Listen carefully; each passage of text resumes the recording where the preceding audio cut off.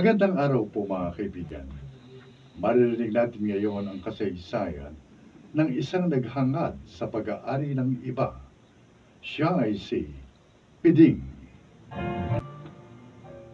Binata pa lang kami, magkaibigan na kami ni Gardo. Wala kaming pinagkakagalitan. At hindi ko inakala na darating ang panahong maghihiwalay kami ng landas.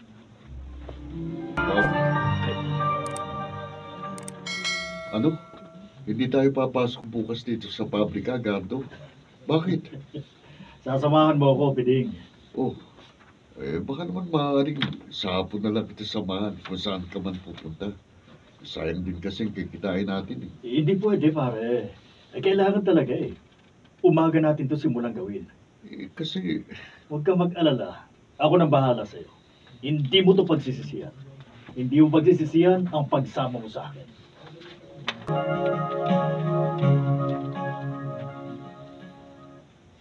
Talaga? Magkano binigay niya sa'yo? ay ano, 300,000 lang. Pero sabi niya, ibibili niya tayo ng bahay. Uy, bakit nalulungkot ka pa? Sabi Eh, na ano, ibinigay niya tapos ibibili pa raw tayo ng bahay. anong mangyayari sa 300,000? Aba, naku, Pwedeng. Pwede ko nang mapalakihan ng karinderya natin. Oh. At dahil dyan, magbubukas ako ng tindahan at bigasan. At yung iba, ibili mo ng tricycle. Bah. O di hindi mo na kailangan mamasukan sa pabrika. Alam ko naman. At gagawin ko sinabi mo.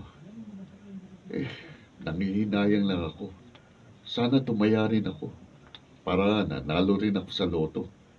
Hindi yung pinalatuhan lang niya ako. O talagang tao ka, oo.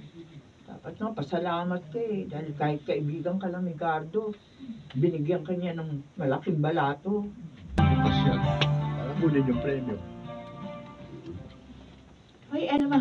Ito ka. Salamat. Oh, kumusta naman kayo rito, Belia? Maayos na. Oy, salamat ka pala dito sa binili niyo bahay sa amin ni Gardo, ha? Saka doon sa halaga ibinigay niyo. Alam mo, napalakihan ko na yung karinderya ko. May tindahan at bigasan na rin ako. Nakita ko nga.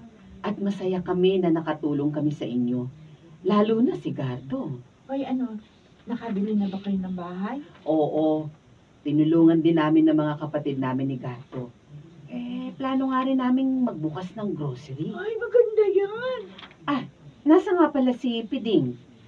Namimiss na siya ng kaibigan niya. Pinasada yung binili niyang tricycle. Elma, salamat ulit sa inyo, ha? Napakabuti niyo.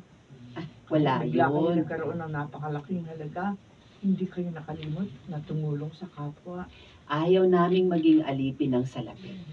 Ang gusto namin, gamitin ito sa kabutihan. Hindi ka bang balato? Tuna, May babae? Ono, nagustuhan mo ba itong kinuha kong apartment mo, Yes. Jonah? Yes, Piding. Ang gaganda rin ng mga binili mo kasangkapan, ha? Hindi naman siguro naniniwala ka ng patay na patay ako sa'yo. Oo, Piding. Darling. Mula ngayon, darling na kita. Kung ganun, ayos lang kahit dito na akong patulog ngayong gabi. Okay na okay. Oh, yes! Ay, kaya lang. Ano? Baka magalit asawa mo. Sugurin ako. Huwag mo siyang intindihin. Akong bahala sa babae yun. Ako lang ang intindihin mo.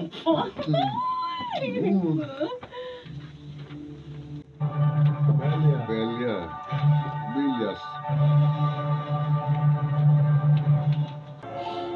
Tayo, nasa mo yung salon? Mag-usap ka tayo, Piding. Oh, bakit parang galit ka, Belia? Totoo ba yung nabalitaan ko? Alin? Binenta mo yung tricycle natin? Ha? Aba, hindi. Hiniram lang yun ng isang barkada. Huwag ka na magsinungaling. Marami na ako napansin pagbabago mo. Bihira ka na matulog dito. Umuwi ka man para lang maligo at magpalit ng damit. Sabihin mo, may babae ka, no? Tigilan mo ako ng kahinala mo. Wala kang ebidensya. Ay, saan ka Sa naglalagay? bahay ng isang barkada. Madalas kaming nagkakainuman. Hindi ako naniniwala sa iyo. Malakas ang kutob ko, may babae ka! Pwede ba tumahim ka na? Mahiya ka na Ricardo Pinding na tumulong sa atin. Hindi naman ikaw ang siyang nanalo sa loto, ah. Pero ikaw ang umabusot ng bisyo. Ayan. Elma, bakit malungkot ka? Hindi ka naman dating ganyan, At hindi ka naman ganyan kanina kumakain tayo. Naaawa lang ako sa kaibigan natin, si Belia. Si Belia, bakit? May nangyari ba sa kanila ni Piding? Talaga bang wala kang alam? Wala. Matagal na kaming hindi nagkakausap. Naging abala na ako sa sakahang binili natin sa probinsya. At ako naman sa binuksan nating grocery. Bakit nga ba? Ano bang nangyari sa kanila? Ay, si Piding, Hmm. may babae daw. Ano? At ibinenta na rin ang kanyang tricycle. Ha? Bakit siya nagkaganon? Sabi ni Belia, nagkaganon daw si Piding mula nang magkapera ng malaki. 26. Patrenda, 1 year na yung belos. Sige lang, ito. Inom ka pa. Marami kong dalang alak. Ping, ano ba meron, ha? Bakit pinuntahan mo ko dito sa amin, ha? Dinala mo pa ako ng maraming alak, ha? May sasabihin ako sa iyong trabaho. Trabaho, racket? Oo! At Oh. dito, magkakapera tayo ng malaki. Uy, okay yan, ha? Ano racket mo, pare, ha? Hindi sabihin mo, kating-kati lang ang kamay kong umawak ng ano eh. Malaki talaga ang salapi, ha? Madali lang to. Makinig ka. Sige. Pero Ayoko niyan, pare. Hold up.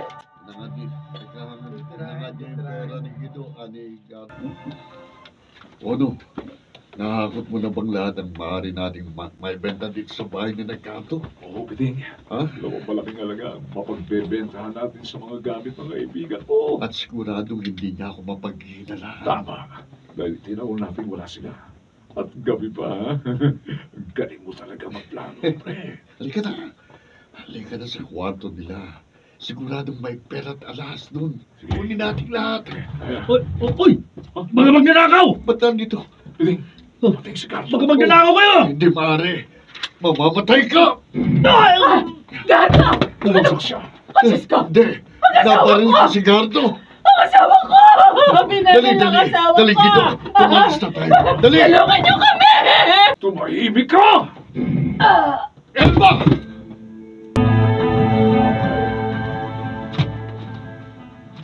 Elma, salamat sa Diyos. Ligtas ka na. Sigan, kumusta ang asawa ko? Ligtas na rin siya. May malay na. Si Piding, siya ang narinig kong nagsasalita bago ako barilin ng kasama niya. Tinawag din ng kasama niya ang kanyang pangalan. Tama ka. Siya nga ng loob sa inyo. At nahuli na sila ng mga pulis. Oh, Diyos ko. Bakit nagawa ito sa amin? Naging mabuti naman kami sa kanya. Gusto niya may maggamit sa kanyang bisyo, Elma. Sa kanyang kirida. Yun ang dahilan. Kaya siya nagnakaw. Wala siyang kwentang kaibigan. Dahil sa pera, sinira niya ang maganda nilang samahan ng asawa ko. Pagbabayaran niya ang kanyang ginawa.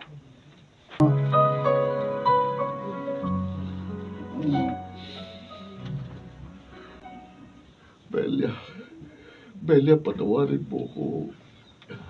Alam ko malaking pagkakasala ko sa iyo. Hindi. Pakiusap, tulungan mo ko.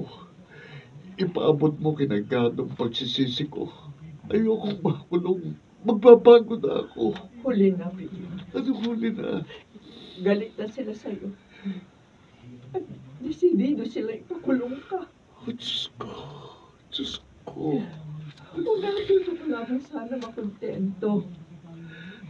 Hindi mo sasabitin ito, Piding.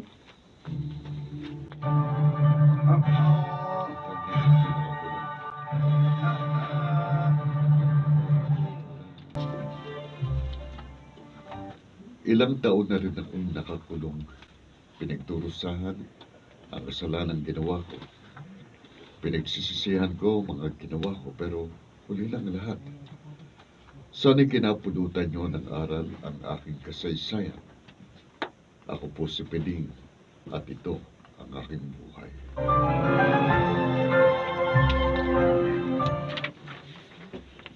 Masama sa tao ang walang pagkakontento dahil sisibol ang pagnanasa sa kanyang puso at dadalhin siya nito sa buhay na mistulang impyerno. Mga nagsiganap, Maynard Lanticho, Susan Robles, John Ligaspi, Jenaline de la Cruz at Phil Cruz sa papel na Piding. Naglapat ng angkop na tunog Jerry Mutiao. Ito'y mula sa panulat ni Helma Corporal Alcantara sa direksyon nila June Martin Ligaspi at Maynard Landicho Jr. Ito ang aking buhay.